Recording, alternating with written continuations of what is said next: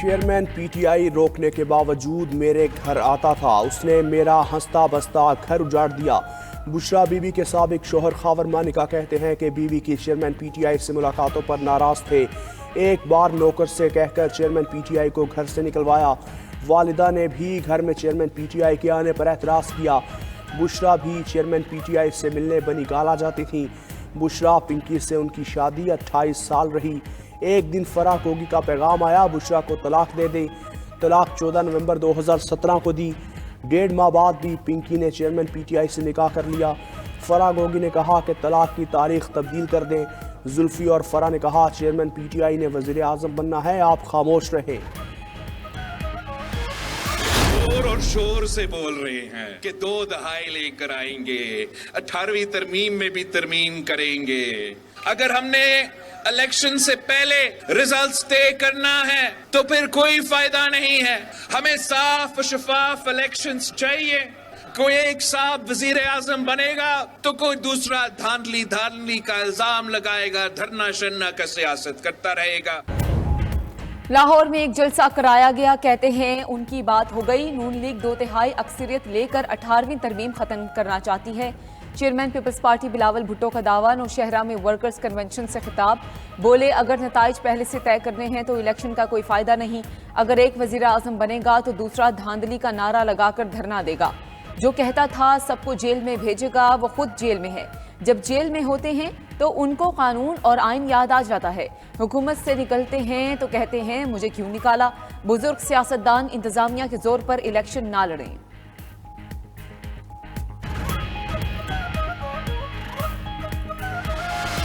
ایسی کوئی ایک بھی سفارش یا کوئی ایک بھی تجویز نہیں آئی جس میں یہ کہا گیا ہو کہ منشور کمیٹی کنسیڈر کرے کہ 18ویں ترمیم میں مزید ترامیم کی جائیں یا جو ایوارڈ ہے صوبوں کا اس کے اندر کوئی تبدیلی کی جائے۔ تو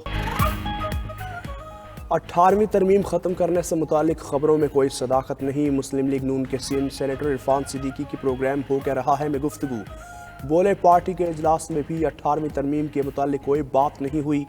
18ویں ترمیم کی تشکیل میں طویل مشاورت شامل تھی۔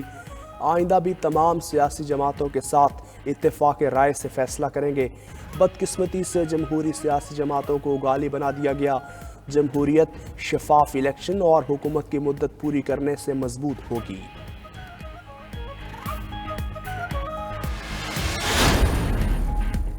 18ویں ترمیم سے چھیڑ چھاڑ کرنے والا ملک کا سب سے بڑا دشمن ہوگا۔ پیپلز پارٹی کے رہنما سید خورشید شاہ کی پروگرام مقابل میں گفتگو، بولے چیزوں میں بہتری لانے کے لیے تیار ہیں۔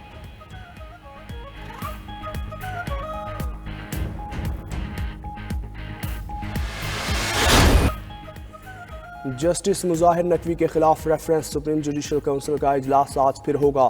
جسٹس مظاہر نقوی کے وکیل خواجہ حارث دلائل دیں گے۔ جوڈیشل کونسل نے جسٹس سردار تاری کے خلاف شکایت مسترد کر دی۔ اپنے خلاف ریفرنس کی کارروائی کے دوران جسٹس مظاہر نقوی موجود تھے۔ لاہور کنٹونمنٹ بورڈ کے متعلقہ آفیسر بھی شریک ہوئے۔ اجلاس میں جسٹس مظاہر نقوی کے اعتراضات کا جائزہ لیا گیا۔ جسٹس مظاہر نقوی نے کونسل کے 3 ارکان پر اعتراض اٹھایا تھا۔ جسٹس مظاہر نے جوڈیشل کونسل کی کارروائی سپریم کورٹ میں چیلنج کی، نوٹس غیر قانونی قرار دینے اور کونسل کی کارروائی ختم کرنے کی استدعا کی۔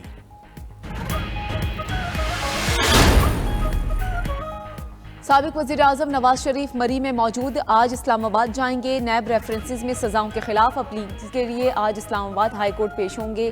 نون لیگ کے قائد نواز شریف نے وکلا ٹیم سے مشاورت بھی کر لی۔ دوسری جانب اسلام آباد کی احتساب عدالت میں توشہ خانہ گاڑیوں کی کیس، نواز شریف کا بیان قلم بند کرنے کی درخواست منظور۔ عدالت کی 30 نومبر تک نواز شریف کا بیان ریکارڈ کرانے کی ہدایت۔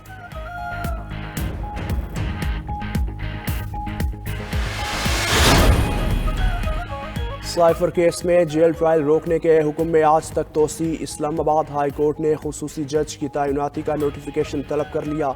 چیئرمین پی ٹی آئی کو سیکیورٹی خدشات کی رپورٹس بھی مانگ لیں۔ دوران سماعت عدالت نے کہا جیل ٹرائل کا نوٹیفیکیشن جاری کرنے میں قانونی تقاضے پورے نہیں ہوئے۔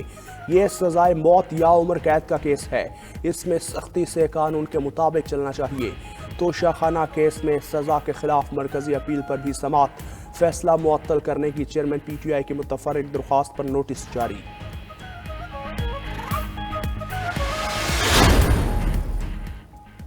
190 मिलियन पाउंड केस में चेयरमैन पीटीआई से तफ्तीश। नैब टीम के मजीद 4 अरकान तफ्तीश के लिए अडयाला जेल पहुंचे।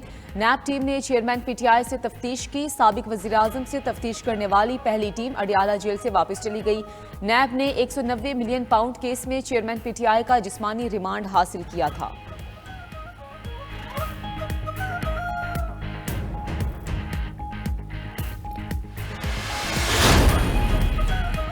निगरान वज़ीर-ए-आज़म अनवारुल हक काकड़ से सऊदी अरब के सफ़ीर नवाफ बिन सईद की मुलाकात।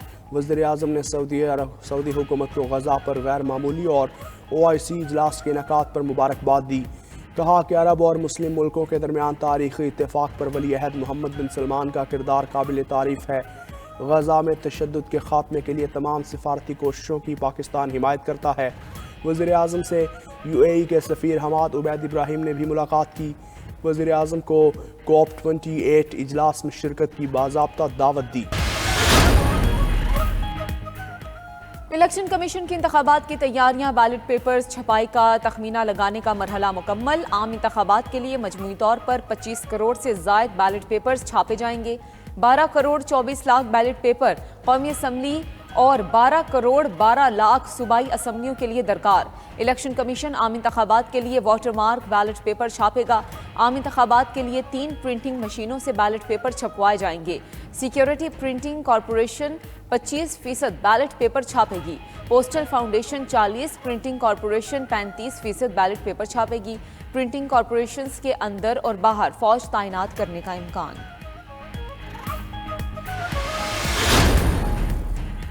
फाजल चीनी बरामद करके ज़र मुबादला कमाने का मौजू वक्त है। Pakistan sugar mills association Punjab zone ने कहा कि चीनी की बैनुल-अक़वामी कीमतें इस वक्त 750 अमरीकी डॉलर के लगभग हैं।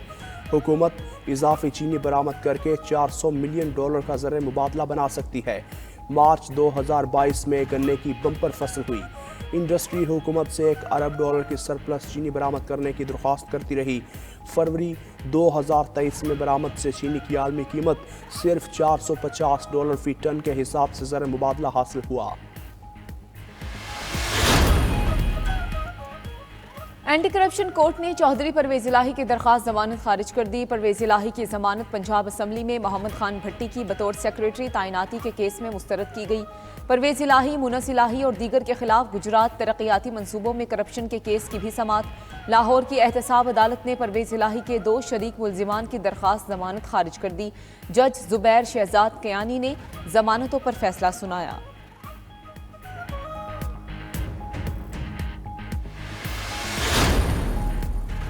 तहरीक इंसाफ के साबिक MNA मुजाहिद खान करप्शन केस में गिरफ्तार। महकमा एंटी करप्शन ने मुजाहिद खान को तरक्याती कामों में बदउनवानी के मुकदमे में पेशावर से गिरफ्तार किया। दूसरी जानिब मियांवाली से कौमी असम्बली के साबिक रुकन अमजद खान न्याजी की भी गिरफ्तारी। अमजद न्याजी 9 और 10 मई को हमलों के केसेस में मुलविस नामजद थे। अमजद न्याजी को आज इंसदाद दहशतगर्दी अदालत में पेश किया जाएगा।